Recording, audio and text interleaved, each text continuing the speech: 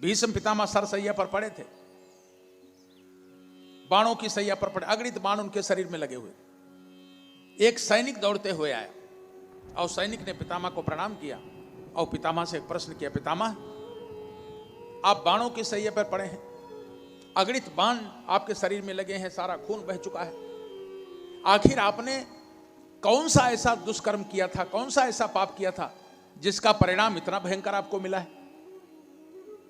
तो भीष्म पितामह ने अपनी आंखें बंद की और अपने पूरे जीवन को देखा, तो देखा कि पूरे जीवन में कोई ऐसा पाप नहीं किया है जिसका परिणाम ऐसा हो सकता था।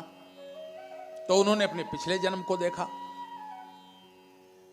आत्मदृष्टा थे, और कहते हैं अपने पीछे 14 जन्मों तक देखा, लेकिन उन 14 जन्मों में ऐसा कोई काम नहीं किया था जिसका परिणाम इतना भयंकर हो सकता था, दुष्परिणाम हो सकता था।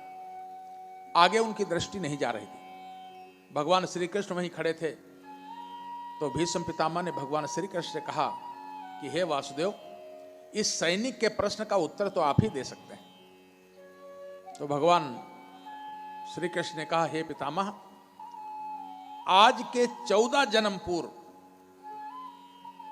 आप एक युवराज थे, राज्य के युवराज थे, युवा थे, जवान थे, बड़ा जोश था, ताकत थी, और एक दिन आप मृगया करने के लिए जंगल में गए, शिकार करने के लिए जंगल में गए, घोड़े पर सवार होकर धनुष बाण हाथ में लेकर के मृग का पीछा कर रहे थे, मृग भाग रहा था और आपने बाण खींच करके मृग को मारा।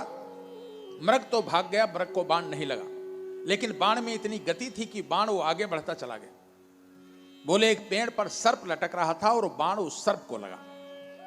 बाण में इतनी गति थी कि सर्प को लेकर के आगे बढ़ा।